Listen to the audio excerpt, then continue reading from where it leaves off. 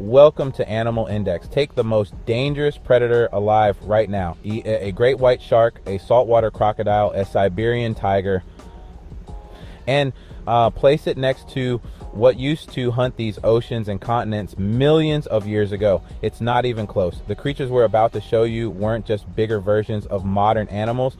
They were engineered by evolution to kill in ways that nothing on Earth today can replicate. Bite forces that could pulverize solid bone, hunting strategies so dominant they ruled for tens of millions of years without a serious challenger, and sizes so absurd that scientists are still uncovering fossils that rewrite what we thought was possible. These are the extinct killers that prove one thing beyond any doubt. The most terrifying predators Earth ever produced are no longer here. We start in the Devonian Ocean about 360 million years ago with a creature that didn't even have real teeth. The Dunkleosteus was a 30-foot armored fish with bony plates in its mouth that functioned like a pair of self-sharpening guillotine blades. Its bite force measured around 8,000 pounds per square inch, and that puts it in the same crushing league as the largest predatory dinosaurs that wouldn't appear for another 150 million years. And the truly disturbing detail is in the fossil record.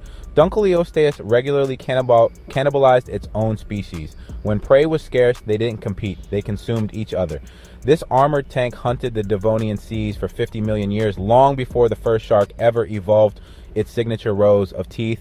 From the ancient ocean, we moved to a swampy jungle in what is now Colombia about 60 million years ago, right after the dinosaurs vanished. And into that power vacuum slithered the Titanoboa, 50 feet long, over a ton in weight, thick enough that if you stood beside it, its body would reach your chest.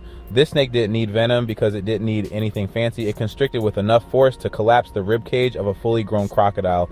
And yes, fossil evidence confirms it ate crocodiles regularly. The secret to its monstrous size was the climate. The equatorial swamps of the Paleocene were significantly hotter than today, and for cold-blooded reptiles, hotter temperatures meant faster metabolisms and massive growth. When the planet eventually cooled, creatures like Titanoboa simply could not sustain their bulk anymore. Now, if this video has you rethinking what a predator can be, hit that like button and tell me in the comments, which of these extinct killers do you think would absolutely dominate a modern apex predator? I read every single one, and subscribe to Animal Index for more deep dives into the most jaw-dropping creatures Earth has ever produced. We enter the Miocene oceans now about 12 million years ago and meet the Leviathan melvillei, named directly after the biblical sea monster Leviathan. That should tell you everything. This was essentially an orca the size of a sperm whale, but unlike modern sperm whales that mostly hunt squid, Leviathan actively pursued large prey, including other whales. Its teeth were over a foot long each, the largest teeth of any animal ever discovered, period. And here's what makes the Miocene seas truly terrifying. Leviathan shared the water with the Megalodon, two absolute apex predators hunting the same territory, competing for the same whale prey. At some point, these two giants almost certainly clashed. A 50-ton whale armed with foot-long teeth versus a 60-foot shark with the most powerful bite in planetary history. That is a fight no human has ever witnessed and no fossil has yet fully captured. Next, we move to the late Cretaceous skies, where the Quetzalcoatl soared on wings stretching over 35 feet, wider than a Cessna airplane. But this pterosaur didn't hunt from the air. It stalked prey on the ground like a towering giraffe-sized stork, walking on all fours and using its enormous beak to snatch up anything that moved. Paleontologists estimate it could swallow a small human without breaking stride, and that's not speculation. That's based on the throat capacity calculated from fossil neck vertebrae. Scientists still debate how something this massive got airborne. The leading theory is a quadrupedal launch. It essentially pole vaulted itself into the sky using its powerful front limbs and explosive movement that would have been terrifying to witness up close. And now the one you knew was coming, Megalodon. But forget the movies, because the fossil evidence is somehow even more brutal than Hollywood imagined. Its bite force reached up to 40,000 pounds, enough to bite through a car, and the strongest of any animal that has ever existed. Megalodon didn't nibble at at its prey. It targeted the rib cage directly, crushing the heart and lungs in a single strike. The fossil record is scattered with whale vertebrae carrying unmistakable Megalodon bite marks and puncture wounds the size of dinner plates. This shark reached 60 feet and 60 tons, and unlike the cautious great white, it was an aggressive territorial hunter that regularly attacked prey larger than itself. It vanished about 3.5 million years ago, and paleontologists believe a combination of cooling oceans and the rise of cooperative hunting orcas finally dethroned the king of the sea. Now to the grasslands of ancient South America about 13 million years ago, where a bird the height of a basketball hoop patrolled with a beak shaped like a pickaxe. The forest racids, terror birds, filled the predatory niche the dinosaurs left behind.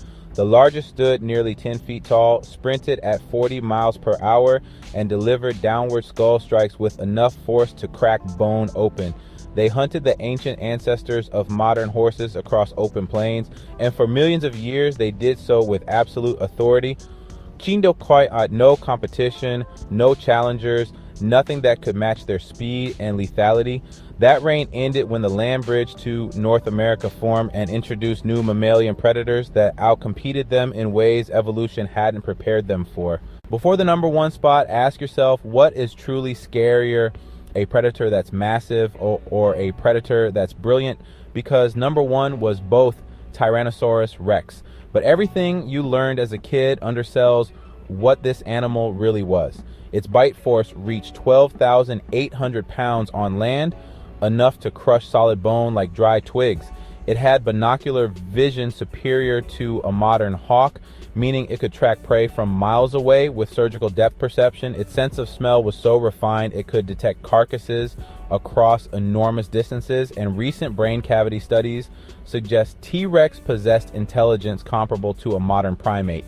This was no brute. This was a calculating, bone-shattering, hyper-intelligent apex predator that dominated the late Cretaceous for a reason. It hunted heavily armored prey like Triceratops and Ankylosaurus, animals built specifically to resist predation, and it won. Every single day for millions of years, Tyrannosaurus Rex won. And here's what stays with you after you learn about these creatures.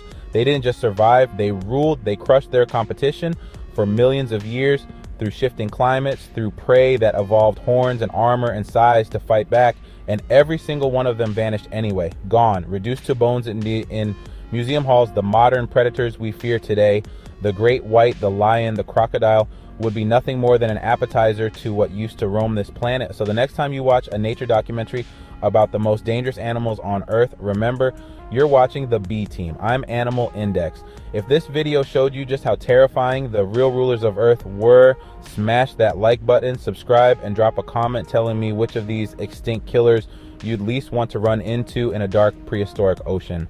Thanks for watching, and I'll see you in the next one.